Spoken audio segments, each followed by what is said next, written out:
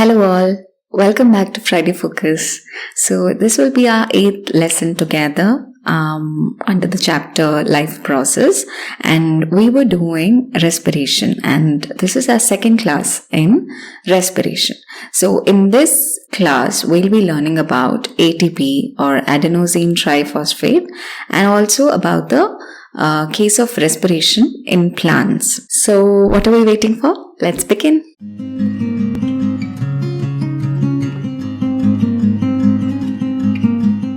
So we had ended the last class saying that adenosine triphosphate is the energy currency of cell, and it is made using the energy released from respiration. And I had said that in the next class we'll be learning more about ATP. So here it is. So it is, as we all know since a long time, that it is nicknamed as the energy currency of the cell. Plants use ATP for energy for various purposes, just like we use currency, that is money, for various purposes, right? Or just like we use batteries for energy for various purposes, right? So as we already discussed in the last class, it is synthesized or made using the energy released from the process of respiration. So what is the process of respiration? Essentially, glucose is broken down to release carbon dioxide and energy. So let's look into the chemical process of the synthesis of ATP, the reaction. So adenosine triphosphate is made from adenosine diphosphate, which has like two phosphate groups, right? You can see in the picture that adenosine triphosphate or ATP has three phosphate groups. So that means adenosine diphosphate has only two phosphate groups. So it needs another phosphate group, right? So ADP gets another phosphate group using energy released from respiration, and a bond is formed between ADP and this new phosphate group, and it becomes ATP or adenosine triphosphate, right? So how is this ATP or the energy currency exactly used by the cell? So when the terminal phosphate bond, that means the last phosphate bond that just we saw that how it is the ADP is bonded with another phosphate bond. So that last phosphate bond in ATP is broken down using water. So after this process, an energy equivalent to 30 kilojoules per mole is released. That means what is the nature of the energy that is released when ATP is broken down? It is a uniform energy.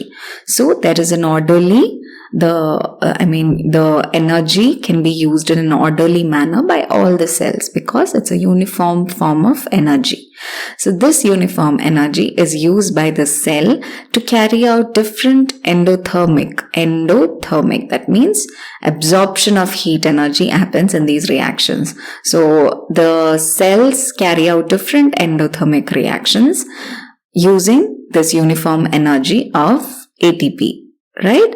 ATP, once again, let's just this is just like a battery. Like I already said, just like a battery provides us with, or the appliances with, energy for various purposes, ATP is used by cells for contraction of muscles, conduction of nerve impulses, etc.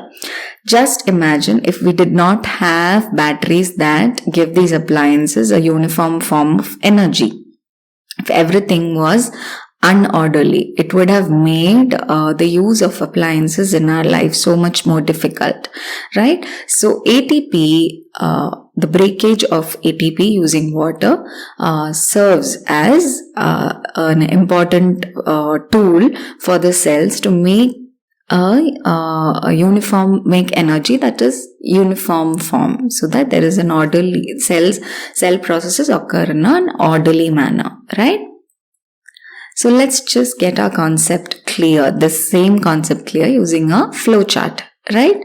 So you can see that ATP acts as a charged battery because when ATP is broken down using water into ADP and another phosphate group, that means the terminal bond is broken using water, energy is released and that energy is used for endothermic reactions by the cell. So now this ADP plus phosphate that is generated acts as a dead battery. That means cells cannot use that. So for it to become charged as ATP, it requires the energy from respiration. That's what we already mentioned over here. Okay, so that's why respiration is important, because it gives cells the energy to charge the battery of ADP plus phosphate and become ATP, right? And in this process, water is released. So once again, the charged battery or the ATP is converted, or that terminal phosphate rock is broken down into ADP and PI, which releases energy that the cells use for endothermic reactions, and this happens with the help of water.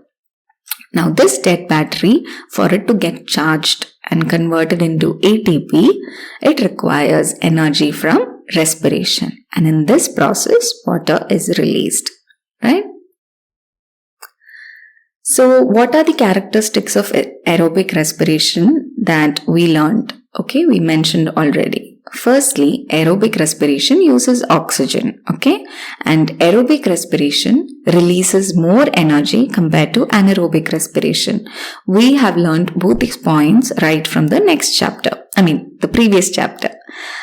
Okay, so organisms respiring this way, that means organisms respiring by aerobic respiration, therefore need to ensure that there is sufficient intake of oxygen. So let's look at how plants carry out aerobic respiration. So in plants, exchange of gases happens through stomata. So respiration is the breakdown of glucose to release energy. And during this process, what also happens, or what also need to happen, is the exchange of the intake of oxygen and release of carbon dioxide, right? So this exchange of gases occurs through stomata. And another part that helps in respiration is the intercellular spaces. That means the spaces between cells in plants. Okay, if it was intracellular, it means spaces inside plant cells. Okay, so here intercellular spaces, that means spaces between plants. Make sure that all cells are in contact with air, right? So which gases are exchanged in respiration? As I already told, carbon dioxide and oxygen are exchanged by the process of diffusion in these intercellular spaces. That means, to summarize it, during aerobic respiration, plant cells take in oxygen and give out carbon dioxide through the intercellular spaces and stomata. So in the last slide, we mentioned that for aerobic respiration, it is important that there is always a sufficient intake of oxygen. So what happens when there is no sufficient intake of oxygen in animals? We already learned that it leads to the buildup of lactic acid, and therefore it leads to painful muscle cramps. Right? So in the same way, anaerobic respiration happens in plants under special conditions as well. So how does that happen in plants, or when does that happen in plants? Germinating seeds respire anaerobically. Why? Because the seed coat is too hard to permit oxygen through it. Also, too much watering can drive out the oxygen present in soil, in which case the root cells respire anaerobically and make alcohol. So over time, this can ultimately kill the plant, right? I mean, many of us would have the experience, or many of our parents would have had the experience of this, right? You end up killing the plant because you water it a lot, right? So these are the special cases of in plants that anaerobic respiration happens. Just like in animals, anaerobic respiration happens in muscle cells under conditions of lack of oxygen, right? Now let's look at the process of respiration under daylight and night condition in plants in detail, right? So for this, I have taken the help of flowcharts and a picture, right, to make it more concise and more crisp and clear.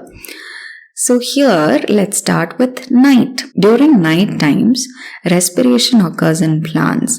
That means they give out carbon dioxide, right? They take in oxygen and give out carbon dioxide during respiration during night times.